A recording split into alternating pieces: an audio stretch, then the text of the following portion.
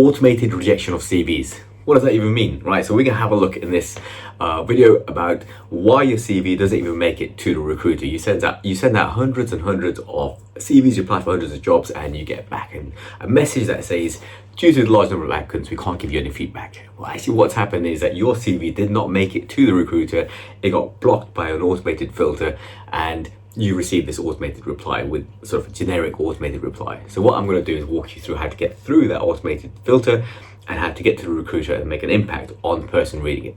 So first of all, the automated filter, what is it? Essentially, it's an ATS scanner. If you Google ATS scanner, you're going to have loads of results talking about how to get your CV optimized to get through these scanners. Okay, so first of all, optimizing for an ATS scanner. The best way to optimize for an ATS scanner is to put it through an ATS scanner yourself and see what it says. Now, there's loads of these sites online. Most of them, every single one of them, is a paid site. But what you can do is put your CV through a few of them, and you get back some decent results. And you can, between sort of 4 or 5 sites, you can probably hack together a free ATS scanner. What I did initially was just try to get a free version by trying a few different sites, but I realized actually some of the sites are better than others. Some sites work better for me, and it just depends on what's better for you, what's more readable for you. And I ended up buying a subscription to one site. It was, not very costly, because I found it super valuable in terms of optimizing my CV.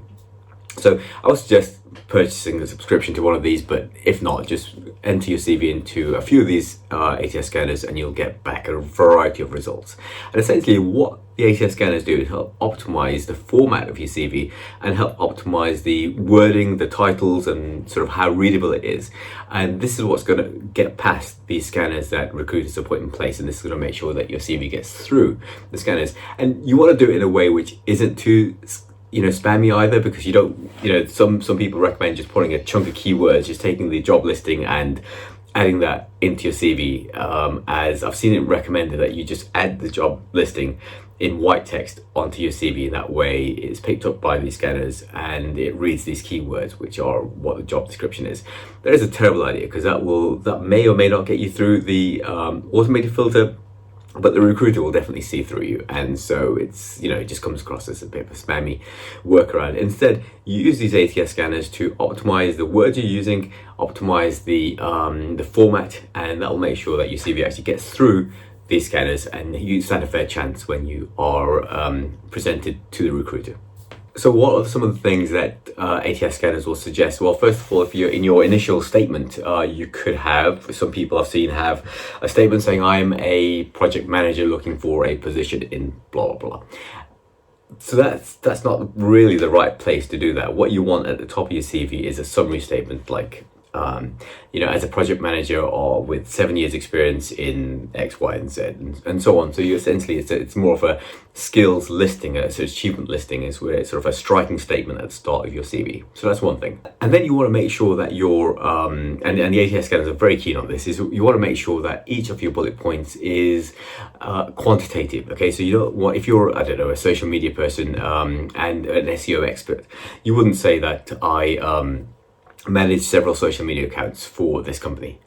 Instead, you should say something a little bit more accurate, a little bit more quantitative. So increased LinkedIn engagement by 75% by managing new content strategy. So again, you see the difference between the two. Now, firstly, the second one will get through the ATS scanners, but also it's a much more effective statement. It's a much more powerful statement that you did this.